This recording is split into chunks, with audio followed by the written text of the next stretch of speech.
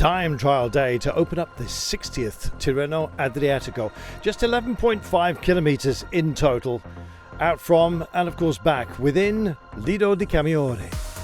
A short course, not exactly technical it has to be said, very few corners unlike previous years, but with some chicanes and a hairpin to deal with and a 90-degree turn straight off the start ramp.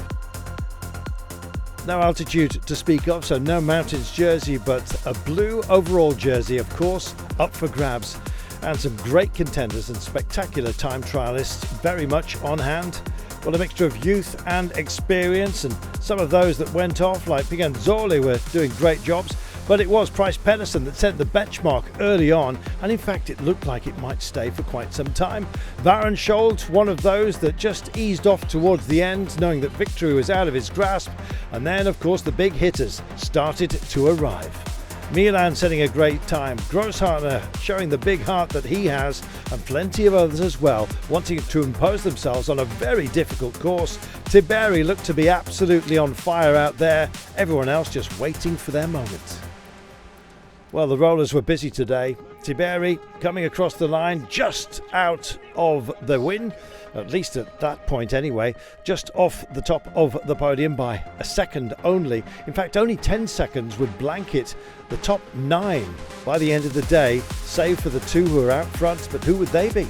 Adam Yates was busy engaged with bragging rights, even within his own family, I think, with Simon active on the day and looking good, and others looking bruised.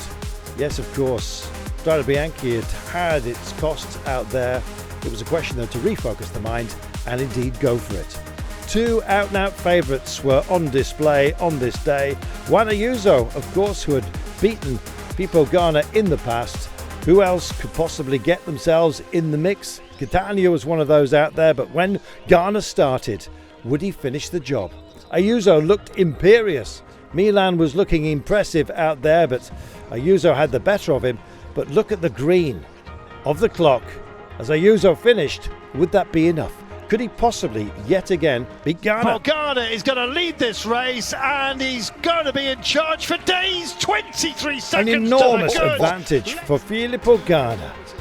A man in control of his destiny almost constantly, it seems, whether it be on the track or on the road. He is in charge, and so it proved to be today. Not only taking the day, but also the coveted leader's jersey for Tirreno-Adriatico. The times from the time trial standing in the overall. He also leads our points classification. Ganna with victory in the blue, and he may well carry it for quite a few days. Ayuso nearest to him at a 23-second margin was a country mile. Ayuso, the man in the white leader's jersey, but the Ciclamino also owned, of course, by Ganna. So, leading the points, no mountains jersey awarded on this time trial day. Of course, the high ground is still to come. Ayuso is in charge as far as the youngsters are concerned, with an awful lot of racing to go. Ayuso looks very imperious and possibly up for the title overall. We race on with Ganna as our leader, gloriously so.